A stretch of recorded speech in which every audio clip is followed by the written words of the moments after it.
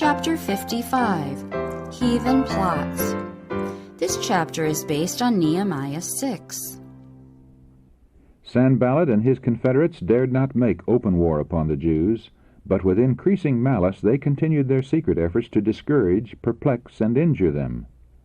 The wall about Jerusalem was rapidly approaching completion.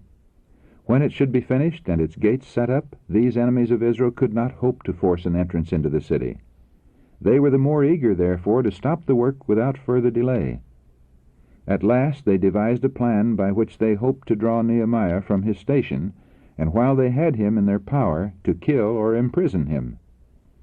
Pretending to desire a compromise of the opposing parties, they sought a conference with Nehemiah, and invited him to meet them in a village on the plain of Ono.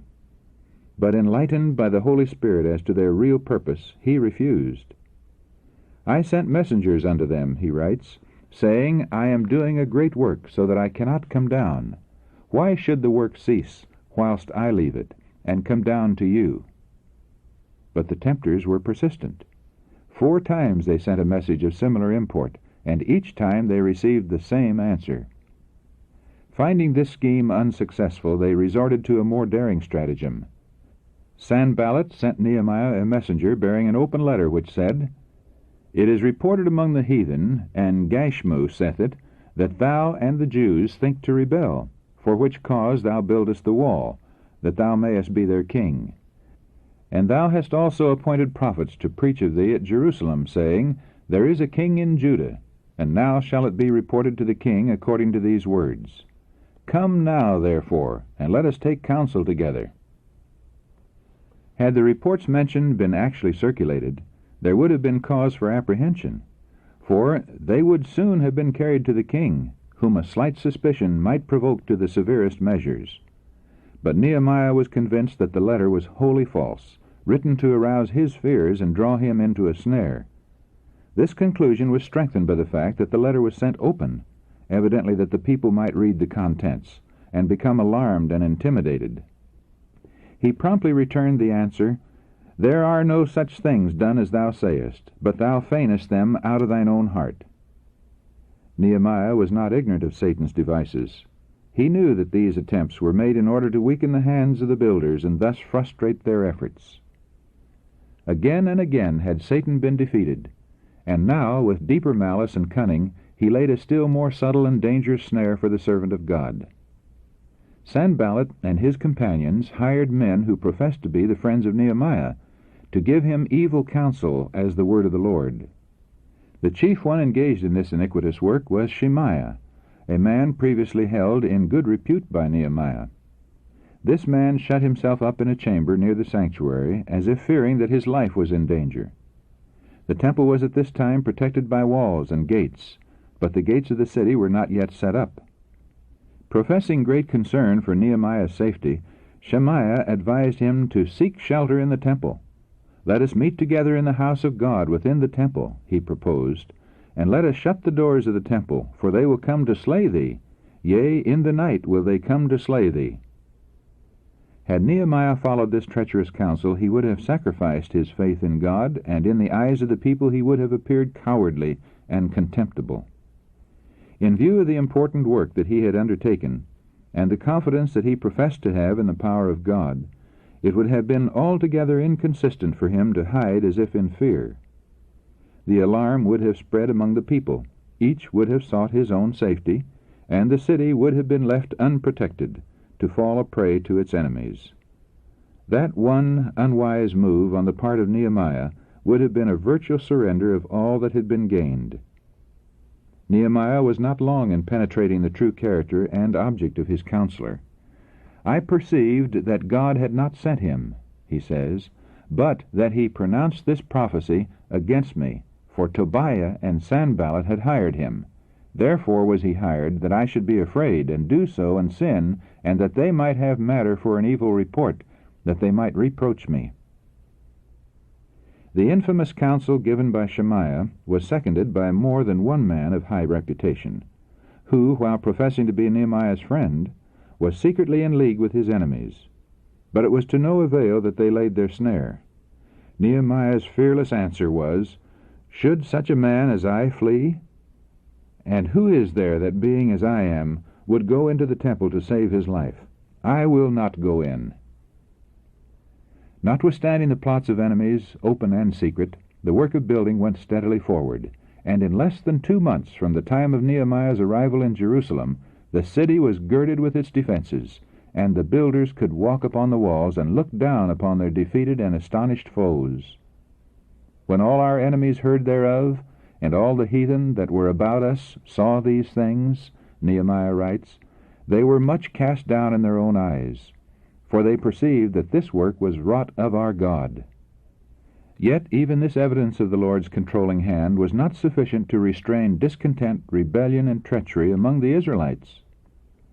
The nobles of Judah sent many letters unto Tobiah, and the letters of Tobiah came unto them. For there were many in Judah sworn unto him, because he was the son-in-law of Shechaniah. Here are seen the evil results of intermarriage with idolaters.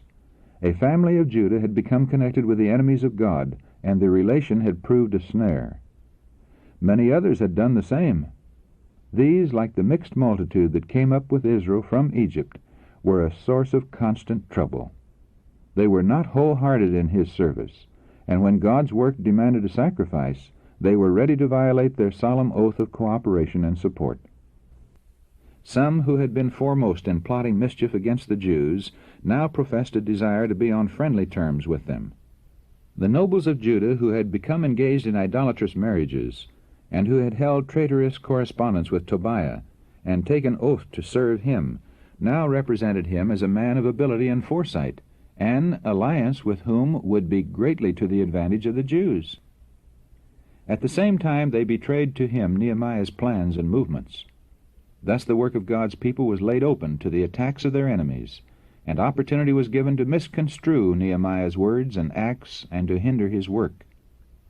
When the poor and oppressed had appealed to Nehemiah for redress of their wrongs, he had stood boldly in their defense, and had caused the wrongdoers to remove the reproach that rested on them. But the authority that he had exercised in behalf of his downtrodden countrymen he did not now exercise in his own behalf. His efforts had been met by some with ingratitude and treachery, but he did not use his power to bring the traitors to punishment. Calmly and unselfishly he went forward in his service for the people, never slackening his efforts or allowing his interest to grow less. Satan's assaults have ever been directed against those who have sought to advance the work and cause of God. Though often baffled, he as often renews his attacks with fresh vigor, using means hitherto untried. But it is his secret working, through those who avow themselves the friends of God's work, that is most to be feared. Open opposition may be fierce and cruel, but it is fraught with far less peril to God's cause than is the secret enmity of those who, while professing to serve God, are at heart the servants of Satan. These have it in their power to place every advantage in the hands of those who will use their knowledge to hinder the work of God and injure his servants. Every device that the Prince of Darkness can suggest will be employed to induce God's servants to form a confederacy with the agents of Satan. Repeated solicitations will come to call them from duty, but like Nehemiah, they should steadfastly reply, "I am doing a great work so that I cannot come down." God's workers may safely keep on with their work, letting their efforts refute the falsehoods that malice may coin for their injury. Like the builders on the walls of Jerusalem, they must refuse to be diverted from their work by threats or mockery or falsehood. Not for one moment are they to relax their watchfulness or vigilance, for enemies are continually on their track. Ever they must make their prayer to God and set a watch against them day and night. Nehemiah chapter 4, verse 9. As the time of the end draws near, Satan's temptations will be brought to bear with greater power upon God's workers. He will employ human agents to mock and revile those who build the wall. But should the builders come down to meet the attacks of their foes, this would but retard the work. They should endeavor to defeat the purposes of their adversaries, but they should not allow anything to call them from their work. Truth is stronger than error, and right will prevail over wrong. Neither should they allow their enemies to gain their friendship and sympathy, and thus lure them from their post of duty. He who, by any unguarded act, exposes the cause of God to reproach, or weakens the hands of his fellow workers, brings upon his own character a stain not easily removed, and places a serious obstacle in the way of future usefulness. They that forsake the law praise the wicked. Proverbs chapter 28, verse 4. When those who are uniting with the world, yet claiming great purity, plead for union with those who have ever been the opposers of the cause of truth, we should fear and shun them as decidedly as did Nehemiah. Such counsel is prompted by the enemy of all good. It is the speech of time-servers, and should be resisted as resolutely today as then. Whatever influence would tend to unsettle the faith of God's people in his guiding power should be steadfastly withstood. In Nehemiah's firm devotion to the work of God and his equally firm reliance on God lay the reason of the failure of his enemies to draw him into their power. The soul that is indolent falls an easy prey to temptation, but in the life that has a noble aim, an absorbing purpose, evil finds little foothold. The faith of him who is constantly advancing does not weaken, for above, beneath, beyond, he recognizes infinite love working out all things to accomplish his good purpose. God's true servants work with a determination that will not fail, because the throne of grace is their constant dependence. God has provided divine assistance for all the emergencies to which our human resources are unequal.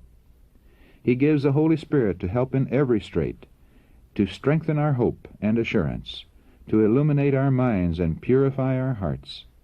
He provides opportunities and opens channels of working.